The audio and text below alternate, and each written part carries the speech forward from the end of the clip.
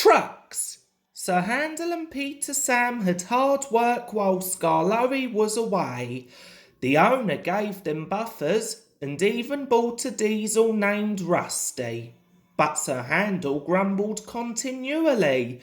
One day Gordon saw him shunting and laughed. "My controller makes me shunt," Sir Handel said sheepishly, "and take trucks to quarries too. I'm highly sprung and I suffer dreadfully." "Our controllers don't understand our feelings," sympathised Gordon. "Now, if you were ill," he winked, "you couldn't go, could you?" "Good idea," said Sir Handel. "I'll try it." "I don't feel well," he groaned next morning. There wasn't time to examine him then, so some of the trucks were coupled behind Peter Sam's coaches, and Rusty promised to follow with the rest. Sniggered Sir Handel, but no one noticed. They were all too busy. Peter Sam didn't mind the extra work. He left his coaches at the top station and trundled cheerfully through the woods. The trucks chattered behind him in an agitated way, but he paid no attention. It might have been better if he had. Slates come from quarries high up in the hills. They travel down in trucks on a steep railway called an incline. Empty trucks at the bottom are hitched to a rope. Loaded ones at the top are hitched to one another. By their weight, loaded trucks run down the incline, pulling up empty ones. There are strong brakes in the winding house at the top to prevent loaded trucks from running down too fast. The ropes are very strong too. But in spite of this, trucks sometimes play dangerous tricks. Peter Sam never bumped trucks unless they misbehaved.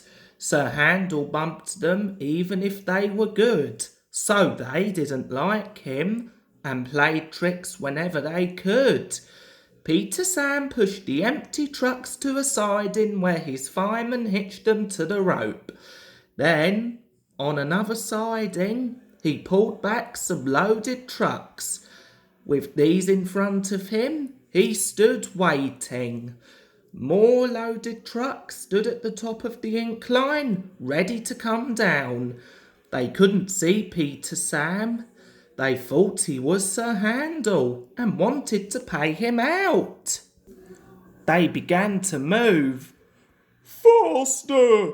Faster!" they grumbled. They reached halfway, gathering speed. "Scrag him! Scrag him!" they yelled. "No! No!" wailed the empty trucks. "It's Peter Sam! It's Peter Sam!" But it was no use. The loaded trucks were straining at the rope. They broke it with a crack.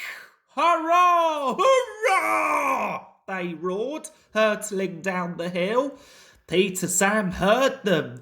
He shut his eyes. His driver and fireman crouched in his cab.